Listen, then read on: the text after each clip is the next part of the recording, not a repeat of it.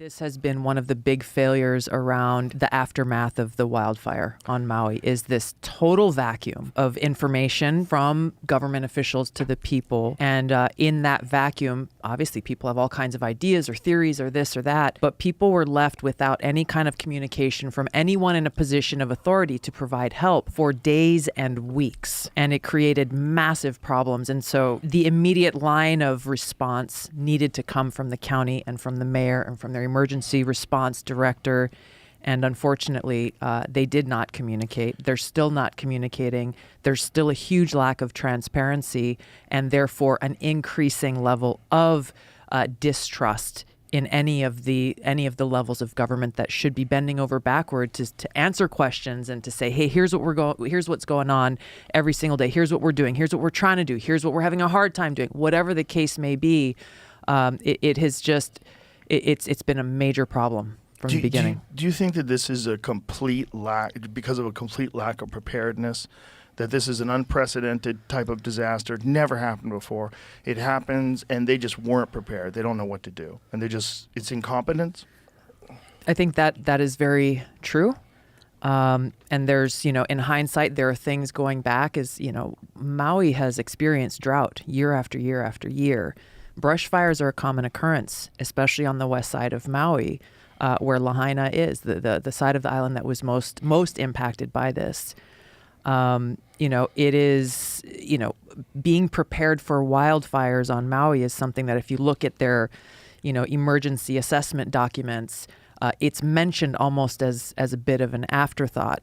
Maui Fire has been vastly undermanned and under-resourced for quite some time. So there's all these different things you can look at from a preparedness level that should have been addressed long before. But from, the county officials, yes, they were completely overwhelmed and unprepared for this unprecedented wildfire. It's the worst wildfire our country has seen in over 100 years. But the problem is, once you get to that point, like, oh shit, this is really, really, really bad.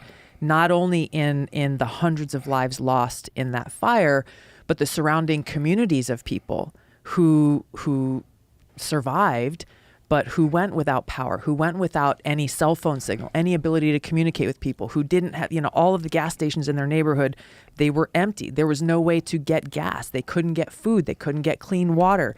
The water supply systems were contaminated. I mean, there was disaster upon disaster that came in the aftermath of the fire that went unaddressed. And my biggest, I went there a few days after the fire happened. Maui was my district for 8 years when I served in Congress, and had a lot of friends there and went out to those affected communities. And what I heard over and over again was no one from the county, the state, or the federal government has shown their face in our community. It is neighbors helping neighbors, families helping families, people on the island of Molokai, which they don't have much on their island. Everything comes in by barge. They're loading up whatever they have in their general store on these little boats and running them over to West Maui on a private boat dock, because that was the only place that they wouldn't be blocked from bringing food and water and medical supplies. Now, why are people being blocked? I keep hearing that about people being blocked. Is it because they haven't gotten an accurate death count? Is it because they have to make an assessment of how much was damaged, and it's so massive, it's so vast that they haven't been able to do that yet? Like, why is it being blocked? Things are being opened up now. I think people are able to get in and out of the West Maui area. I understand that the historic town of Lahaina is still being blocked off, and they're working on reopening it as we speak. But in the couple of weeks after the fire, I don't have a good answer why they continue to block the roads again to those surrounding communities. Why they blocked people like Kai Lenny and others from using their jet skis and boats to try to bring supplies in through the water. You could say, well, we were trying to secure the area, but you're blocking friends and family from coming in and bringing necessary supplies, literally doing supply runs. So, I jumped on a plane that was doing supply runs from Kahului, the main airport on Maui, out to this tiny little airport that serves that community. And that was, for a lot of days, the only way that they could get supplies brought in. I don't know. I really don't know. But again, this goes back to, why aren't you communicating to people what's going on and why you're doing what you're doing? All the result of their decisions left people and families and communities stranded in their most dire time of need. And the mayor didn't go out and show his face until almost 2 weeks after the fire happened. That's insane. It's crazy. And then says he wants to take the land for the state. That's his first Now, word. this is I think one of the the governor. reasons. Yeah, This is the one of the governor. reasons why I Sorry. wanted to talk about this. Like, how is that possible? That these people could lose their home and then lose their land? Like, how is that possible? It is the number one concern of people there in Lahaina, is that a few days after this happened, I haven't spoken to the governor, but he said in a press conference, he said, we're talking to the attorney general. He said, I'm talking to my attorney general to explore options for the state to take over that land and use it to build workforce housing or build a memorial to the for the people who lost their lives. Yeah. But the fears that the people in Lahaina have, some of whom, like Archie Kalepa, famous surfer, community leader, Native Hawaiian leaders, family has lived in Lahaina for 9 generations, now being told, well, the state, the governor is looking at taking that land, taking ownership of that land, that it is unconscionable.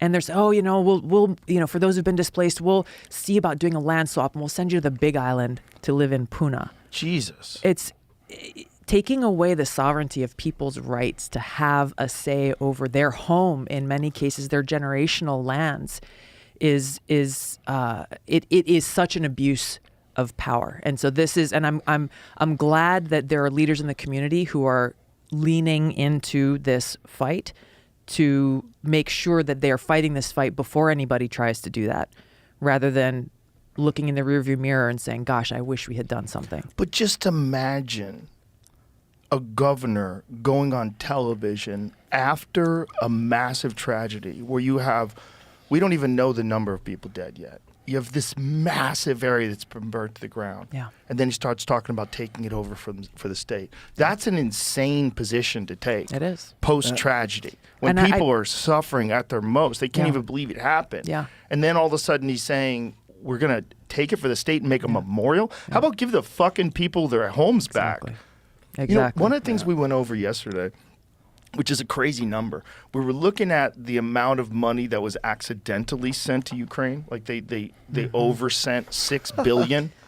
And then I said, well, how much would it cost to rebuild every house in the Maui fire? And it's $5 billion, $5 billion something. Yeah. Like that's just like accidental money. But there's no talk of doing that. There's no talk of doing that. Isn't that interesting? The way, and it's happened 2 or 3 times now where the Pentagon has said, oh, we miscalculated how much money we had set aside for Ukraine. So we have an extra $4 billion to send now that we didn't know we had. And this has happened a few times. Secretary of State Tony Blinken went to Kiev yesterday promising, hey, we're going to give you another $1 billion now. And this is the thing. When I was out there in Maui, person after person was like, Tulsi, tell me what would happen if we started to call ourselves Ukraine. You think they would give us some money then to take care of our families, to fix our roofs, that have been torn up by the hurricane winds that came through, to make sure we have clean water to drink? You think they might pay attention to us then? And then FEMA comes out, the FEMA director comes out and does this press conference. I think it was at the White House. And she says, well, someone said, well, what are you doing for Maui? She's like, oh, we're giving a one-time $700 payment to everybody who's been impacted by the wildfire. A one-time $700 payment. It's insane. Hawaii has the highest cost of living in the entire country. The entire country. And how freaking insulting is it to have the lead disaster response administrator from the Biden administration stand there and proudly say, hey, we're giving everybody one $700 payment. It's insane.